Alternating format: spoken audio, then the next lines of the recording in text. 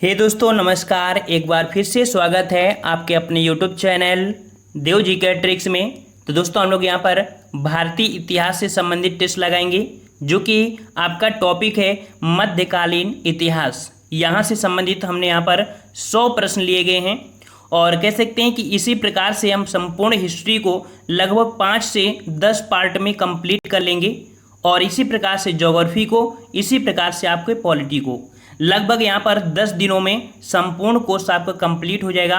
तो लगातार यहाँ पर जुड़े रहिए, लगातार यहाँ पर टेस्ट लगाते रहिए और बिना टेंशन के यहाँ पर पढ़ाई करेंगे, आपको संपूर्ण सिलेबस भी कंप्लीट हो जाएगा और आगामी एग्जाम के लिए भी आपकी तैयारी हो जाएगी। ठीक है। और जो बच्चे यहाँ पर लाइव क्लास नहीं ले पाते हैं, उनको दिक्कतें होती है किसी कारण से, तो आपको हमारे दूसरे चैनल ऑनलाइन एग्जामिनेशन में इन सभी का कह सकते हैं मास्टर वीडियो आपको मिलेगा। तो आप हमारे दूसरे चैनल ऑनलाइन एग्जामिनेशन को सब्सक्राइब कर लीजिए।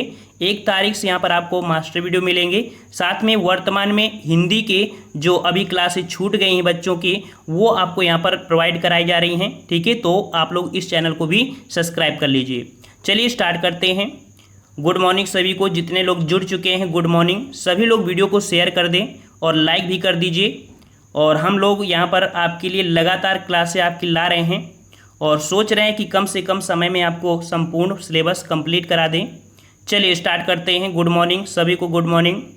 चलिए यहाँ पर आपका प्रश्न दिया गया है, जो कि भारत पर मुस्लिम आक्रमण से शुरुआत किया है हमने। कर आपसे हिंद भारत की जनता के संदर्भ में हिंदू शब्द का प्रथम बार प्रयोग किया था।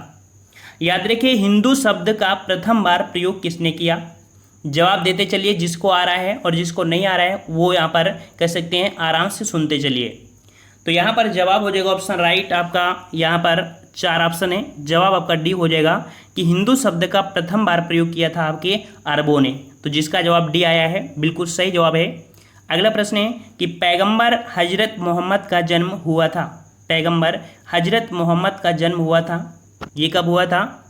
ऑप्शन राइट आपका यहाँ पर ए हो जाएगा 570 ईस्वी में। ठीक है, 570 ईस्वी में हुआ था। कहाँ पर हुआ था? तो मक्का में हुआ था। ठीक है, मक्का में। तो अगला क्वेश्चन आपका है कि मक्का कहाँ है? मक्का कहाँ है? तो मक्का कहाँ पर है? तो ऑप्शन आपका यहाँ पर थर्ड हो जाएगा सऊदी अरब में। ठीक है, सऊदी अरब में। ऑप्शन आपका यहाँ पर डी सही हो जाएगा। अगला प्रश्न है कि भारत पर पहला मुस्लिम आक्रमण किस वर्ष हुआ? भारत पर पहला मुस्लिम आक्रमण किस वर्ष हुआ था? 4 का जवाब। 4 का जवाब हो जाएगा ऑप्शन राइट आपका यहाँ पर थर्ड नंबर 712 ईस्वी में मोहम्मद बिन कासिम ने किया था। ठीक है, 712 ईस्वी में। और अगला क्वेश्चन आपका इससे रिलेटेड है कि मोहम्मद बिन कासिम द्वारा सिंध की विजय कब हुई थी? तो सिंध की विजय कब हुई थी? तो डेट आपका वही हो जाएगा ऑप्शन थर्ड 712 ईस्वी। ठीक है, 712 ईस्वी। नेक्स्ट क्वेश्चन आपका पूछा गया है कि भारत में प्रथम मुस्लिम आक्रमणकारी था। भारत में प्रथम मुस्लिम आक्रमणकारी कौन था? 6 का जवाब देना है और 6 का ऑप्शन राइट आपका जवाब यहाँ पर आपका सही हो जाएगा ऑप्शन थर्ड मोहम्मद बिन कासिम। ठीक है, मोहम्मद बिन कासिम ये जो आपका था भारत में प्रथम मुस्लिम आक्रमणकारी था। अगला प्रश्न है मोहम्मद बिन कासिम था। मोहम्मद बिन कासिम कहाँ का था? तो कहाँ से आया था? ये अरब का आया था, इसलिए तो बोला गया है अरब मुस्लिम। ऑप्शन आपका यहाँ पर 7 हो जाएगा थर्ड नंबर। अगला प्रश्न पूछा गया है कि निम्न में से कौन चंदेल शासक महमूद गजनवी से पराजित नहीं हुआ था? देख सकते हैं महमूद गजनवी से, इसमें से कौन सा चंदेल शासक है जो पराजित नहीं हुआ है? तो यहाँ पर आपका जवाब हो जाएगा 8 का जवाब यहाँ पर आपका बी हो जाएगा। याद रखिए ऑप्शन बी हो जाएगा विद्याधर। ठीक है, विद्याधर जो था ये कह सकते हैं कि ये इससे पराजित नहीं हुआ था। इसने क्या किया था कि बिना लड़े ही अपनी सेना हटा लिया था, मतलब हार मान लिया था, ये कह सकते हैं आत्मसमर्पण कर दिया था। तो इसी से दुखी होकर, मतलब ऐसी स्थिति को देखकर एक 10वें चंदेल शासक थे विजयपाल, इसने इस पर आक्रमण कर दिया विद्याधर में और इसके बाद उसको मार दिया था। क्यों मार दिया? क्योंकि इसने महमूद गजनवी के सामने आत्मसमर्पण कर दिया था। ठीक है, चलिए अगले प्रश्न को आते हैं। प्रश्न आपसे कह रहा है महमूद गजनी के भारत आने वाला, महमूद गजनी के साथ भारत आने वाला प्रसिद्ध इतिहासकार कौन था? 9 का जवाब देना है और 9 का ऑप्शन राइट आपका जवाब हो जाएगा ऑप्शन बी अलबरूनी। ठीक है, कौन था? अलबरूनी था। ऑप्शन आपका बी सही हो जाएगा। अगला प्रश्न पूछा गया यहाँ पर कि पुराणों का अध्ययन करने वाला प्रथम मुसलमान था। पुराणों का अध्ययन करने वाला प्रथम मुसलमान कौन था? चलिए 10 का जवाब, तो 10 का ऑप्शन राइट आपका जवाब यहाँ पर आपका थर्ड हो जाएगा अलबरूनी था। ठीक है, कौन था? अलबरूनी था। नेक्स्ट क्वेश्चन दिया गया है कि किसने एक तरफ संस्कृत मुद्रालेख के साथ चांदी के सिक्के निर्गत किए थे? किसने एक तरफ संस्कृत मुद्रा के साथ चांदी के सिक्के निर्गत किए थे? तो ये किए थे आपके महमूद गजनवी ने। ऑप्शन आपका यहाँ पर 11 का बी सही हो जाएगा। अगला प्रश्न पूछा गया है कि निम्नलिखित में से मध्य एशिया के किस शासक ने 1192 ईस्वी में उत्तर भारत को जीता था? यहाँ पर देख सकते हैं डेट क्या है आपकी 1192 ईस्वी, और 1192 ईस्वी में उत्तर कह सकते हैं मध्य एशिया के किस शासक ने उत्तर भारत को जीता? तो जवाब यहाँ पर सभी का जवाब बिल्कुल सही है। ऑप्शन राइट आपका यहाँ पर हो जाएगा मोहम्मद गोरी, और मोहम्मद गोरी का पूरा नाम था शिहाबुद्दीन मोहम्मद गोरी। ऑप्शन आपका यहाँ पर थर्ड हो जाएगा। अगले प्रश्न को बढ़ते हैं। प्रश्न आपसे कह रहा है कि युद्ध जिसमें भारत में मुस्लिम शक्ति की स्थापना हुई थी, युद्ध जिसमें भारत में मुस्लिम शक्ति की स्थापना हुई थी, ये हुई थी आपकी ऑप्शन राइट आपका हो जाएगा बी नंबर तराइन का द्वितीय युद्ध। ठीक है, तराइन का द्वितीय युद्ध जो कि आपकी 1192 ईस्वी को हुआ था। ठीक है, और इसमें मोहम्मद गोरी ने पृथ्वीराज चौहान को हरा दिया था, और यहीं से कह सकते हैं कि आपके मुस्लिम सत्ता आपकी स्थापित हो गई थी। ठीक है, बी नंबर आपका सही हो जाएगा। और अगले प्रश्न को आते हैं, कह रहा आपसे मोहम्मद गोरी को सबसे पहले किसने पराजित किया? याद रखिएगा कि भारत में जब मोहम्मद गोरी आया था तो सबसे पहले यहाँ पर कह सकते हैं जो पराजित हुआ था, तो गुजरात में एक शासक थे आपके भीमसेन सेकंड। ठीक है, कौन? ऑप्शन फर्स्ट हो जाएगा भीमसेन सेकंड थे, और ये थोड़े से अल्पावस्था के थे, तो इनकी माता ने हेल्प किया, अर्थात माता के सहयोग से यहाँ पर भीष्म सेकंड ने मोहम्मद गोरी को पराजित किया था। याद रखिएगा, बहुत ही प्यारा प्रश्न आपका है। और अगले प्रश्न को आते हैं। प्रश्न आपसे कह रहा है कि मोहम्मद गोरी ने जयचंद को किस युद्ध में पराजित किया था? मोहम्मद गोरी ने जयचंद को किस युद्ध में पराजित किया? 15 का जवाब देना है। चलिए 15 का जवाब दीजिए।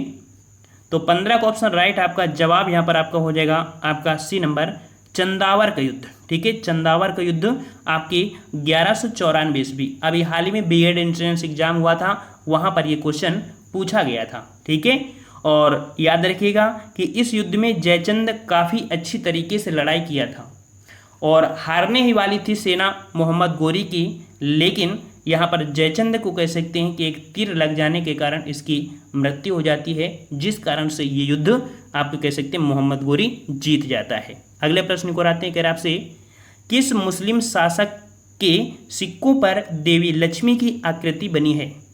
किस मुस्लिम शासक के सिक्कों पर देवी लक्ष्मी की आकृति बनी है? 16 का जवाब देना है, और 16 का ऑप्शन राइट आपका फर्स्ट हो जाएगा मोहम्मद गोरी। ठीक है, मोहम्मद गोरी। अगला प्रश्न आपको पूछा गया है, भारत में मोहम्मद गोरी ने किसको प्रथम अक्ता प्रदान किया था? 17 का जवाब देना है। तो मतलब कह सकते हैं मोहम्मद गोरी सर्वप्रथम भारत में जो सत्ता प्रदान किया था वो किसको दिया था? तो आपके कुतुबुद्दीन ऐबक को। ठीक है, कुतुबुद्दीन ऐबक को दिया था। तो ऑप्शन राइट आपके यहाँ पर बी सही हो जाएगा। अगला प्रश्न है, मोहम्मद गोरी के किस दास ने बंगाल एवं बिहार पर विजय प्राप्त किया था? देख सकते हैं मोहम्मद गोरी का ये दास है जिसने बंगाल और बिहार पर विजय प्राप्त किया था। ये वही व्यक्ति है जिसने नालंदा विश्वविद्यालय को नष्ट किया था। ठीक है, विक्रम विश्वविद्यालय, नालंदा विश्वविद्यालय को यहाँ पर कह सकते हैं नष्ट किया था, और बंगाल के एक राजा थे लक्ष्मण सेन, उनको भी यहाँ पर इसने पराजित किया था। यह है आपका कौन सा? ऑप्शन सी हो जाएगा बख्तियार खिलजी। ठीक है, बख्तियार खिलजी, ये ऑप्शन आपका हो जाएगा सी नंबर। अगले प्रश्न की ओर बढ़ते हैं। दिल्ली सल्तनत काल स्टार्ट हो चुका है। कह रहा है गुलाम वंश का संस्थापक कौन था? गुलाम वंश का संस्थापक कौन था यहाँ पर? तो 19 का जवाब देना है, और 19 का ऑप्शन राइट आपका यहाँ पर सही हो जाएगा आपका डी नंबर कुतुबुद्दीन ऐबक। याद रखिए, गुलाम वंश का संस्थापक कौन था? कुतुबुद्दीन ऐबक था। लेकिन अगर क्वेश्चन ये पूछता है कि गुलाम वंश का वास्तविक संस्थापक कौन था, वास्तविक संस्थापक, तो आप इल्तुतमिश को लगाएंगे। ठीक है, चलिए अगला प्रश्न पूछा गया है कि दिल्ली सल्तनत का कौन सा सुल्तान लाख बख्श के नाम से जाना जाता है। लाख बख्श मतलब कि लाखों का दान करने वाला। तो ये है आपका कौन सा, तो ऑप्शन आपका यहाँ पर डी हो जाएगा। कुतुबुद्दीन ऐबक को लाख बख्श के नाम से जाना जाता था, याद रखिएगा, ऑप्शन आपका डी हो जाएगा।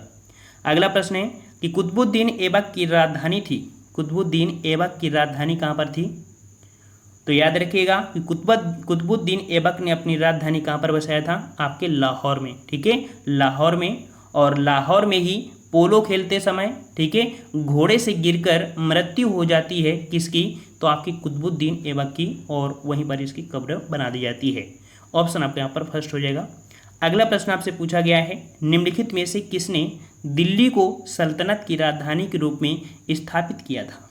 देखो, जो कुतुबुद्दीन ऐबक था उसने अपनी राजधानी लाहौर बनाया था, लेकिन यहाँ पर कुतुबुद्दीन ऐबक के बाद जो इल्तुतमिश आता है, जिसे गुलामों का गुलाम कहा जाता है। ठीक है, आपका ऑप्शन यहाँ पर बी हो जाएगा, इल्तुतमिश।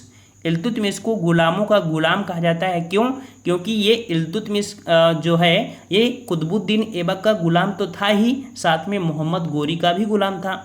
इस कारण से इल्तुतमिश को गुलामों का गुलाम कहा जाता है, याद रखिएगा। और इसने अपनी राजधानी कह सकते हैं दिल्ली आपकी स्थापित किया था। ठीक है, लाहौर से कहाँ पर, दिल्ली स्थापित किया था इल्तुतमिश ने।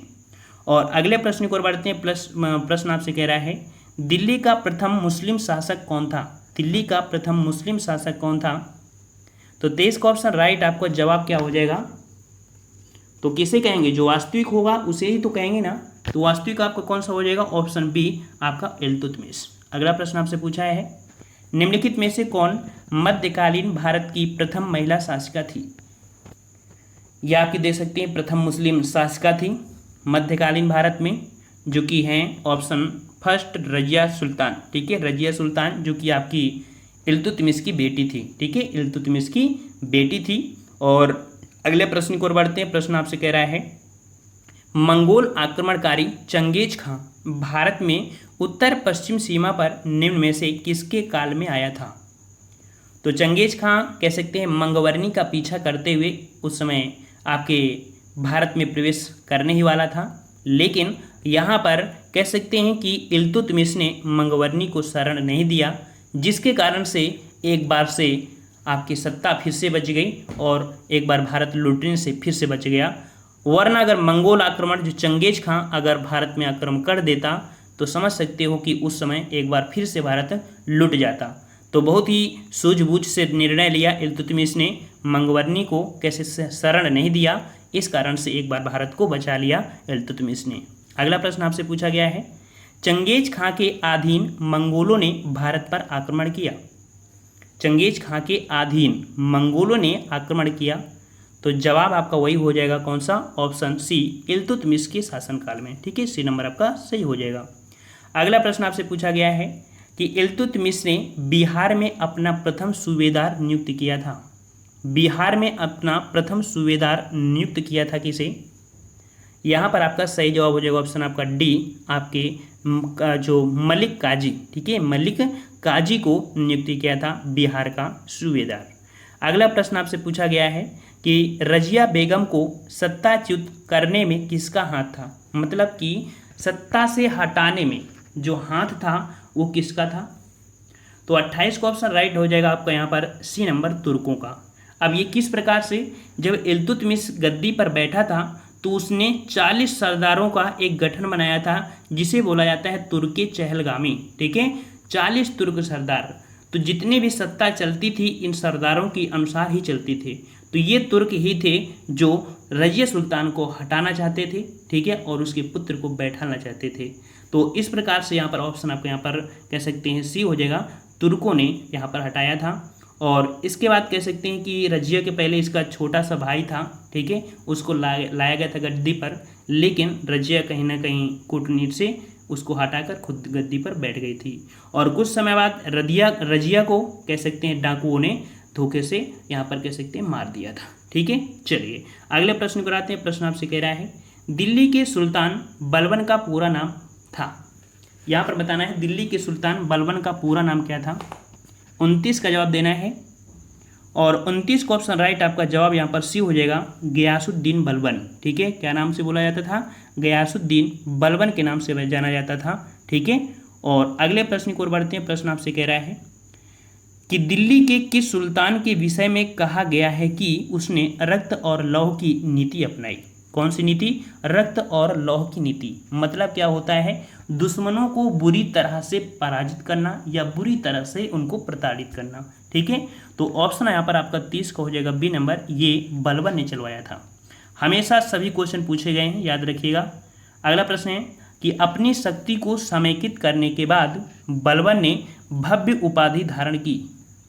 यहाँ पर बलबन ने अपनी शक्ति को अर्जित किया, मतलब ऐसा किस प्रकार हुआ, जो 40 सरदारों का, तुर्कों का जो था गठन, तुर्की चहलगामी, तो उनमें से एक में सरदार कौन था, बलबन भी था। लेकिन बलबन जानता था कि अगर ये 40 सरदार रहेंगे तो हमारा शासनकाल सही से नहीं चलेगा, तो इस कारण इसने सबसे पहले क्या किया कि इस तुर्की चहलगामी को नष्ट कर दिया। क्वेश्चन आपसे पूछे जाएगा कि तुर्की चहलगामी को किसने नष्ट किया, तो आपके बलबन ने नष्ट किया था। इसने बनाया किसने था, तो इल्तुतमिश ने तुर्की चहलगामी को गठन किया था। दोनों प्रश्न आपको मिलेंगे 100% एग्जामों में। ठीक है, तो जवाब यहाँ पर आपका हो जाएगा कौन सा, 31 का ऑप्शन सी हो जाएगा कि यहाँ पर क्वेश्चन दिया है कि अपनी शक्ति को समेकित करने के बाद बलबन ने भव्य उपाधि धारण की थी जिल्ले इलाही की। ठीक है, जिल्ले इलाही की। अगले प्रश्न को आते हैं। प्रश्न आपसे कह रहा है निम्नलिखित में से किसने भारत में प्रसिद्ध त्यौहार जो था, फारसी त्यौहार था नवरोज, तो नवरोज का त्यौहार किसने यहाँ पर आरंभ करवाया था भारत में। याद रखिएगा, ऑप्शन राइट आपका यहाँ पर ए हो जाएगा, बलबन। ठीक है, बलबन। और बलबन ने एक प्रथा भी चालू की थी जिसे बोला था सिजदा और पैबोज।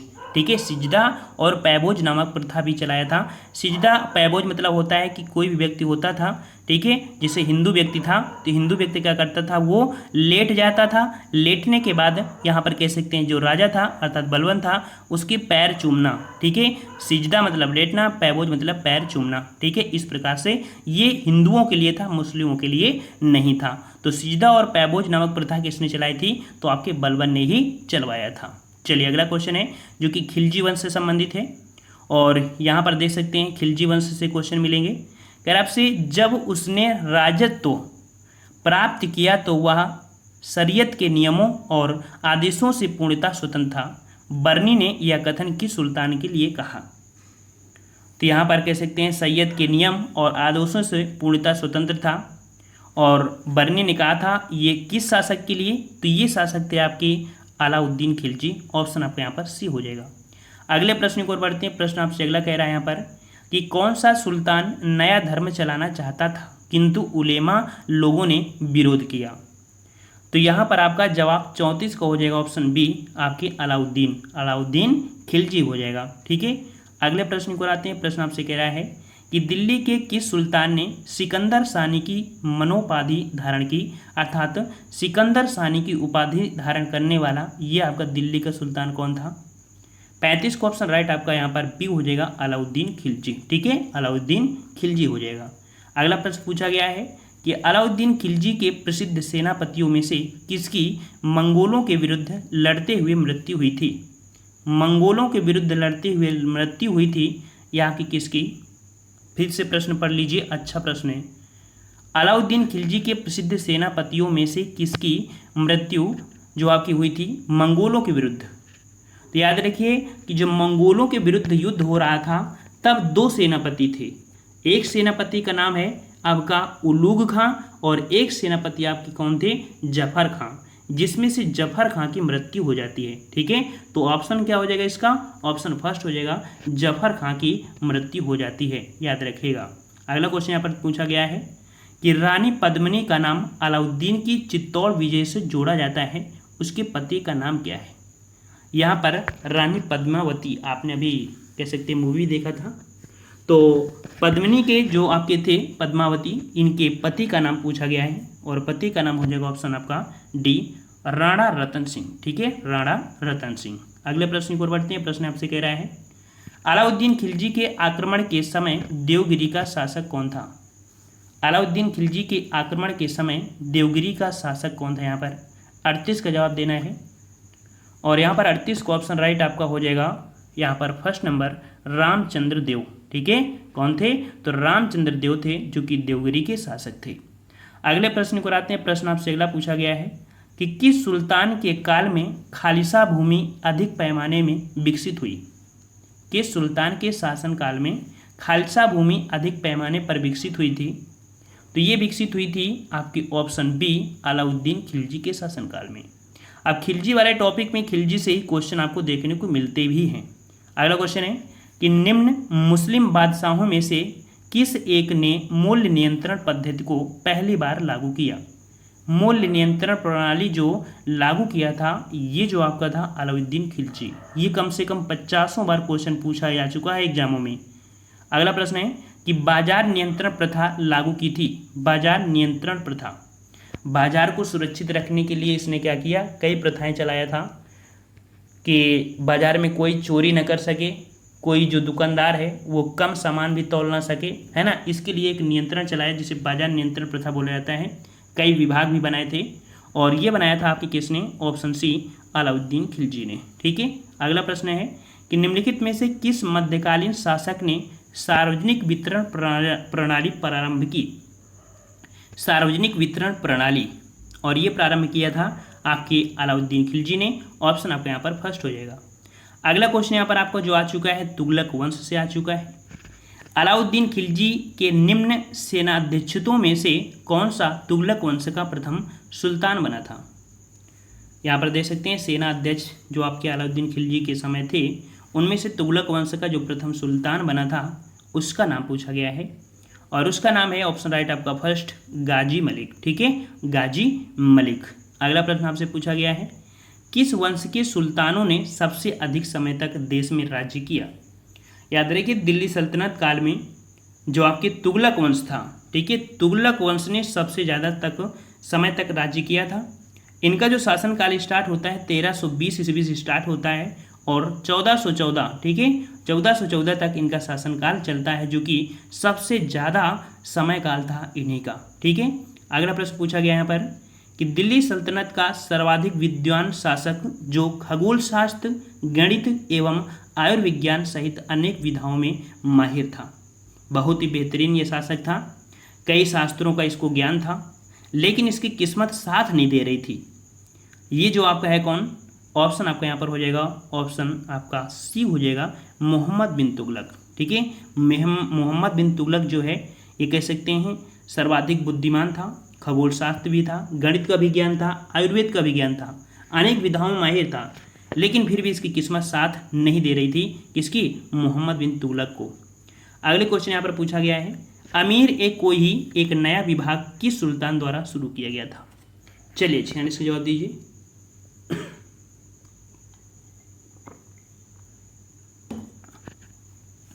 चलिए यहाँ पर 46 का जवाब क्या हो जाएगा? तो ऑप्शन राइट आपका यहाँ पर सी हो जाएगा, मोहम्मद बिन तुगलक। ठीक है, मोहम्मद बिन तुगलक ने ही अमीर ए कोई नामक एक नया विभाग बनाया था। ठीक है, ये कह सकते हैं कि बाजार नियंत्रण के लिए बनाया गया था। अगला है दिल्ली के किस सुल्तान ने एक पृथक कृषि विभाग की स्थापना की एवं फसल चक्र की योजना बनाई? कृषि विभाग की स्थापना एवं फसल चक्र की योजना बनाई थी, ये आपके कौन थे? तो याद रखिए ये हैं आपके मोहम्मद बिन तुगलक। ठीक है, मोहम्मद बिन तुगलक। 47 का ऑप्शन आपका डी सही हो जाएगा। अगला प्रश्न है दीवाने कोही किससे संबंधित है? दीवाने कोही, दीवाने कोही एक विभाग बनाया गया था और ये जो विभाग संबंधित है आपके मोहम्मद तुगलक से ही संबंधित है। ठीक है, ऑप्शन आपका यहाँ पर फर्स्ट हो जाएगा। अगला प्रश्न है मोहम्मद बिन तुगलक अपनी राजधानी दिल्ली से ले गया था। तो अभी हमने बताया था कि ये जो शासक था बहुत ही विद्वान था, लेकिन किस्मत इसकी साथ नहीं दे रही थी और इसने अपनी राजधानी भी परिवर्तन किया, दिल्ली से दौलताबाद ले गया था। ठीक है, 49 का ऑप्शन राइट आपका फर्स्ट हो जाएगा, दौलताबाद ले गया था, लेकिन ये राजधानी परिवर्तन करने से भी कोई इसकी समस्या का समाधान नहीं हुआ और वापस अपनी राजधानी फिर से लाना पड़ा। और एक राजधानी बसाने में कितना समय लगता है, उसको ले जाना और लाने में कितना समय लगता है, आप समझ सकते हैं। अगर आप रूम कहीं लेकर रहते हैं तो आपको अगर बदलना पड़े तो एक बार सोचना पड़ता है, फिर राजधानी की तो बात ही अलग है। चलिए, दिल्ली से दौलताबाद राजधानी के स्थानांतरण का आदेश दिया था। दिल्ली से दौलताबाद राजधानी के लिए जो स्थानांतरण का आदेश दिया था, ये किसने दिया था? तो आपके सुल्तान मोहम्मद बिन तुगलक ने। अगला प्रश्न पूछा गया है कि भारत में सर्वप्रथम सांकेतिक मुद्रा का प्रचलन किया। सांकेतिक मुद्रा का प्रचलन, तो याद रखिए सांकेतिक मुद्रा का प्रचलन किया था आपके मोहम्मद बिन तुगलक ने। ठीक है, मोहम्मद बिन तुगलक ने। इसके शासनकाल में ऐसा हुआ कि चांदी के सिक्के चलते थे, फिर इसके बाद उसने उस सिक्कों को हटाया, तांबे के सिक्के लाए, लेकिन मार्केट में नकली सिक्के चल गए। अब क्या हुआ कि उन सिक्कों को भी रद्द करवाना पड़ा। इस कारण से इसका जो खजाना था वो धीरे धीरे खत्म हो रहा था। ठीक है, तो सांकेतिक मुद्रा का प्रचलन किसने किया था? आपकी मोहम्मद बिन तुगलक ने। अगला प्रश्न पूछा गया है कि मूर देश का यात्री इब्न बतूता किसके शासनकाल में आया था? मूर मतलब मोरक्को। ठीक है, मूर मतलब मोरक्को देश का यात्री इब्न बतूता किसके शासनकाल में भारत आया था? बहुत बार ये प्रश्न पूछा गया है और जवाब यहाँ पर आपका हो जाएगा ऑप्शन राइट, यहाँ पर ए नंबर, मोहम्मद बिन तुगलक के शासनकाल में आया था। ठीक है, अगला प्रश्न आपसे यहाँ पर पूछा गया है कि इब्न बतूता को किसने दिल्ली का काजी नियुक्त किया था? इब्न बतूता को किसने दिल्ली का काजी नियुक्त किया था? तो ये नियुक्त किया था आपके 53 का ऑप्शन आपका यहाँ पर डी हो जाएगा, मोहम्मद बिन तुगलक ने। ठीक है, मोहम्मद बिन तुगलक ने यहाँ पर नियुक्त किया था। अगला प्रश्न पूछा गया है कि किसने सल्तनत काल में डाक व्यवस्था का विस्तृत विवरण दिया? डाक व्यवस्था का विस्तृत विवरण जो दिया था किसने दिया था? यहाँ पर 54 का ऑप्शन राइट आपका यहाँ पर बी हो जाएगा, इब्न बतूता ने। ठीक है, इब्न बतूता ने ही यहाँ पर डाक व्यवस्था का दिल्ली सल्तनत में विवरण दिया था। ऑप्शन आपका बी हो जाएगा। अगला प्रश्न है कि घड़ी अथवा ग्रह कर लगाने वाला दिल्ली का प्रथम सुल्तान, मतलब जो झोपड़ी में रहते थे, मकानों में रहते थे, ठीक है, और जो जानवर थे दूध देते थे, उन पर भी इसने टैक्स लगा दिया था। किसने टैक्स लगाया था? तो ये है आपका अलाउद्दीन खिलजी। ठीक है, अलाउद्दीन खिलजी ने लगाया था। यहाँ पर 55 का ऑप्शन आपका कौन हो जाएगा? बी नंबर आपका सही हो जाएगा। ठीक है, नेक्स्ट प्रश्न को आते हैं। प्रश्न आपसे यहाँ पर अगला कह रहा है, कह रहा आपसे होली त्यौहार के सार्वजनिक उत्सव में भाग लेने वाला दिल्ली का प्रथम सुल्तान कौन था? 56 नंबर, यहाँ पर 56 का जवाब बताना है। यहाँ पर देख सकते हैं होली के त्यौहार में, ठीक है, ये भाग लिया था। ये सुल्तान जो आपका है कौन सा है? यहाँ पर आपका 56 का जवाब हो जाएगा ऑप्शन राइट आपका बी। ये आपका कौन है? तो आपका मोहम्मद बिन तुगलक। ठीक है, मोहम्मद बिन तुगलक है, जो कि कह सकते हैं कि इसने होली में भी भाग लिया था। ठीक है, क्वेश्चन आपका काफ़ी बार आपका पूछा गया है। ठीक है, और अगला प्रश्न को आते हैं। प्रश्न आपसे अगला पूछा गया है कि इतिहासकार बदायूनी ने किसकी मृत्यु पर कहा था कि सुल्तान को अपनी प्रजा से और प्रजा को सुल्तान से मुक्ति मिल गई? ये ऐसा सुल्तान था, काफ़ी सताता भी था। ठीक है, क्योंकि दिक्कतें थी कि किस्मत साथ नहीं दे रही थी, तो जो पैसा फंस जाता था उसको निकालने की वजह से ये प्रताड़ना भी बहुत करता था। तो जवाब यहाँ पर आपका हो जाएगा डी नंबर, मोहम्मद बिन तुगलक। ठीक है, मोहम्मद बिन तुगलक। अगला क्वेश्चन आपसे पूछा गया है, बेरोजगारों के सहायता कार्य दिल्ली के निम्न सुल्तानों में से किसने रोजगार कार्यालय की स्थापना की? रोजगार कार्यालय की जो स्थापना किया था, किसने किया था? तो 58 का ऑप्शन राइट आपका जवाब यहाँ पर आपका हो जाएगा कौन सा? आपका डी नंबर, फिरोज शाह तुगलक। ठीक है, किसने किया था? फिरोज शाह तुगलक ने और रोजगार कार्यालय की स्थापना किया था। अगला प्रश्न को आते हैं। प्रश्न आपसे अगला पूछा गया है कि दिल्ली का सुल्तान जो दान दक्षिणा के बारे में काफ़ी ध्यान रखता था और इसके लिए एक विभाग दीवान ए खैरात स्थापित किया, वह कौन था? 59 का जवाब और 59 का ऑप्शन राइट आपका जवाब यहाँ पर आपका बी हो जाएगा, फिरोज शाह तुगलक। ठीक है, फिरोज शाह तुगलक था। इसने कह सकते हैं दान दक्षिणा के बारे में काफ़ी प्रसिद्ध था और इसके लिए दीवान ए खैरात नामक एक विभाग की स्थापना भी किया था। अगला प्रश्न आपसे पूछा गया है, निम्नलिखित में से किस सुल्तान के दरबार में सबसे अधिक गुलाम थे? सबसे अधिक गुलाम जो थे वो किसके दरबार में थे? यहाँ पर जवाब 60 का हो जाएगा ऑप्शन यहाँ पर आपका डी नंबर, फिरोज शाह तुगलक के दरबार में दास बहुत थे। ठीक है, अगला प्रश्न पूछा गया है कि सर्वप्रथम लोक निर्माण विभाग की स्थापना की थी। सर्वप्रथम लोक निर्माण विभाग की स्थापना किसने किया था? यहाँ पर 61 का जवाब देना है और 61 का ऑप्शन आपका डी हो जाएगा, आपकी फिरोज शाह तुगलक ने। ठीक है, फिरोज शाह तुगलक ने। और अगला क्वेश्चन पूछा गया है कि दिल्ली का जो सुल्तान भारत में नहरों के सबसे बड़े जाल का निर्माण करने के लिए प्रसिद्ध था, वो आपका कौन था? तो यहाँ पर नहरों का जाल बिछा दिया था आपकी किसने? तो आपके ऑप्शन राइट यहाँ पर आपका हो जाएगा आपका सी नंबर, आपकी फिरोज शाह तुगलक ने। ठीक है, फिरोज शाह तुगलक ने। देखो, नहरों का जाल बिछवाया, कुएं खुदवाए, बाग लगवाए, नगरों की स्थापना कराए, जैसे फिरोज शाह कोटला स्टेडियम है ना, उसका नाम तो चेंज हो गया है, उसका भी किया गया था। और भी ऐसे शहर बसाए थे आपकी फिरोज शाह तुगलक को।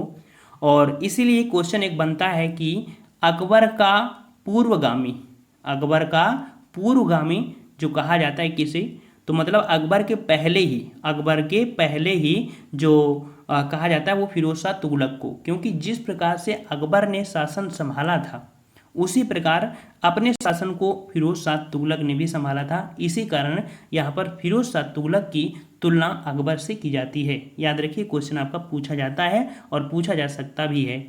अगला है हक ए सर्ब अथवा सिंचाई कर लगाने वाला दिल्ली का प्रथम सुल्तान।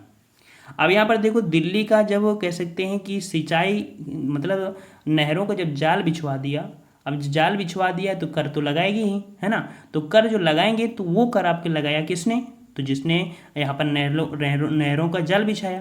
तो ये थे आपके कौन? ऑप्शन आपका डी हो जाएगा, फिरोज शाह तुगलक। ठीक है, अगला प्रश्न पूछा गया है कि दिल्ली के किस सुल्तान ने ब्राह्मणों पर भी जजिया लगाया था? ब्राह्मणों पर भी जजिया कर लगाया, ये लगाया था आपके फिरोज शाह तुगलक ने। ऑप्शन आपका यहाँ पर डी हो जाएगा। ये क्वेश्चन बहुत बार पूछा गया है आपके कि ब्राह्मणों पर, ठीक है, दिल्ली सल्तनत काल में ब्राह्मणों पर जजिया कर लगाने वाला जो शासक था वो आपको फिरोज शाह तुगलक था। ठीक है, और कह सकते हैं कि जो आपकी कुतुब मीनार है, कुतुब मीनार की 5वीं मंजिल, ठीक है, वो भी मरम्मत करवाया था आपकी फिरोज शाह तुगलक ने ही। अगला प्रश्न पूछा गया है कि निम्नलिखित में से किस सुल्तान ने फलों की गुणवत्ता सुधारने के लिए उपाय किए? हमने अभी बताया था कि फलों की गुणवत्ता के लिए यहाँ पर कह सकते हैं कि बागों का निर्माण भी करवाया था इसने, झीलें भी बनवाई, है ना, नहर भी खुदवाई।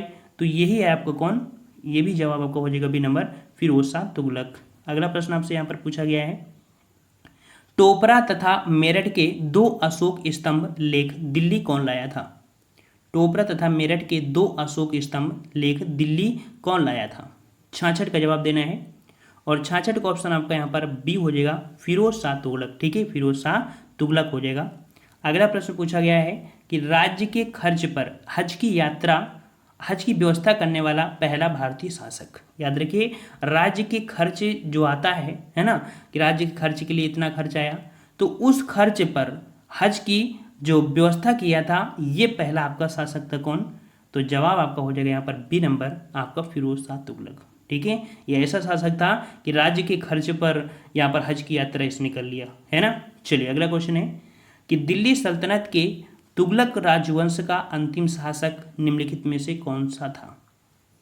दिल्ली सल्तनत के तुगलक वंश का अंतिम शासक यहाँ पर कौन था? तो 68 का ऑप्शन राइट, आपका जवाब यहाँ पर आपका हो जाएगा सी नंबर, नुसरत शाह। ठीक है, कौन था? आप माफ करिएगा, यहाँ पर कौन था? आपका नासिरुद्दीन महमूद था। ठीक है, नसरुद्दीन महमूद था। और इसका एक नाम और भी है, नसरुद्दीन मोहम्मद शाह। ठीक है, नसरुद्दीन मोहम्मद शाह, शाह के हिसाब से हम यहाँ पर कंफ्यूज हो गए थे।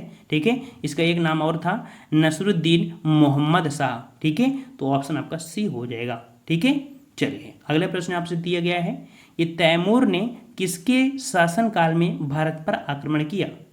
तैमूर ने किसके शासनकाल में भारत पर आक्रमण किया था? तो ये आक्रमण किसने किया था? जवाब देना है आपको। और सही जवाब यहाँ पर आपको हो जाएगा ऑप्शन राइट, बिल्कुल सही जवाब है ऑप्शन आपका यहाँ पर डी हो जाएगा, नसरुद्दीन महमूद। ठीक है, नसरुद्दीन महमूद के शासनकाल में यहाँ पर दिया था। अगला प्रश्न यहाँ है, तैमूर लंग ने किस वर्ष भारत पर आक्रमण किया? तैमूर लंग ने किस वर्ष भारत पर आक्रमण किया? तो ये एक पैर का लंगड़ा था, है ना, तो इसे लंग बोलते थे। और यहाँ पर कह सकते हैं काफ़ी खतरनाक ये भी था, है ना। तो जवाब यहाँ पर 70 का हो जाएगा ऑप्शन राइट, यहाँ पर आपका बी नंबर, आपके 1398 ईस्वी। ठीक है, तैमूर लंग ने किस वर्ष? तो आपके 1398 ईस्वी पर आक्रमण किया था और 200 वर्षों तक की संपत्ति लूटकर चला गया। अगला प्रश्न है कि तैमूर के आक्रमण के बाद भारत में किस वंश का राज स्थापित हुआ? तैमूर के आक्रमण के बाद भारत में एक वंश स्थापित हुआ था, इस वंश का नाम क्या है?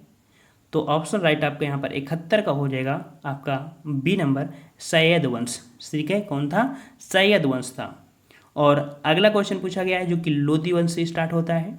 कह रहा आपसे निम्नलिखित मध्ययुगीन शासकों में से कौन एक उच्च शिक्षित था?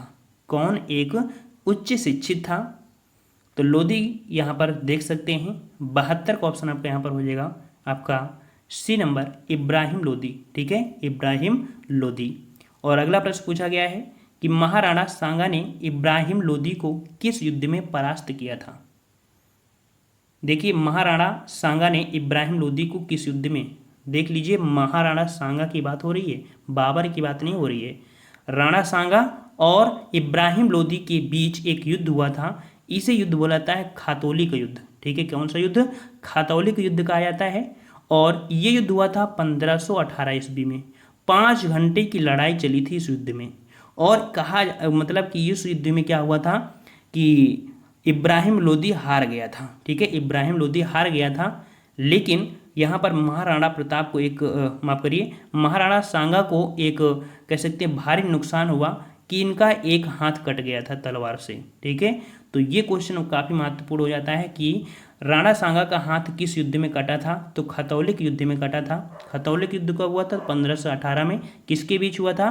तो इब्राहिम लोदी के बीच। और इस युद्ध में इब्राहिम लोदी की कह सकते हैं हार भी हुई थी। ठीक है, और इसके बाद फिर से एक युद्ध हुआ था, है ना, एक फिर आगे चल के युद्ध हुआ था। चलिए अगले प्रश्न को कह रहे हैं, आपका कह रहा है यहाँ पर कि किस मध्ययुगीन सुल्तान को आगरा शहर की नींव डालने एवं उसे सल्तनत की राजधानी बनाने का श्रेय दिया जाता है? तो देख सकते हैं, आगरा शहर की नींव डालने और उसे सल्तनत की राजधानी बनाने का जो श्रेय दिया जाता है, ये दिया जाता है आपकी 74 का ऑप्शन राइट, बिल्कुल सही जवाब है ऑप्शन डी हो जाएगा, सिकंदर लोदी। ठीक है, सिकंदर लोदी है। और इसने गज ए सिकंदरी नामक भूमि मापन पैमाना बनाया था। ठीक है, गज ए सिकंदरी। और यहाँ पर नेक्स्ट प्रश्न को आते हैं। प्रश्न आपसे कह रहा है यहाँ पर विजयनगर साम्राज्य, विजयनगर साम्राज्य, तो विजयनगर साम्राज्य की जो स्थापना किया था वो किसने किया था? विजयनगर साम्राज्य की जो स्थापना किया था वो किसने किया था?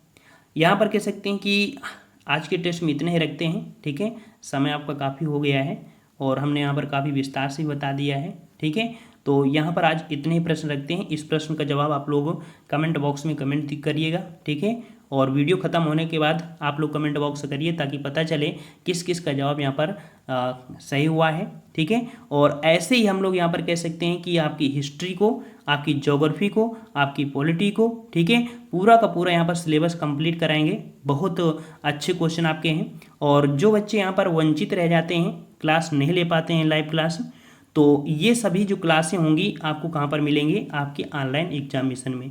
यही जो क्लासें आपको पढ़ाए हैं, ये क्लासें मास्टर वीडियो के रूप में आपको ऑनलाइन एग्जामिनेशन में मिलेंगी। और 1 तारीख से मास्टर वीडियो, और अभी यहाँ पर कह सकते हैं लिंक है, आपको कह सकते हैं 11 बजे से। ठीक है, 11 बजे से आपको क्लास है हिंदी की। ठीक है, तो हिंदी की क्लास आप ले सकते हैं ऑनलाइन एग्जामिनेशन की, लिंक आपको डिस्क्रिप्शन बॉक्स में है।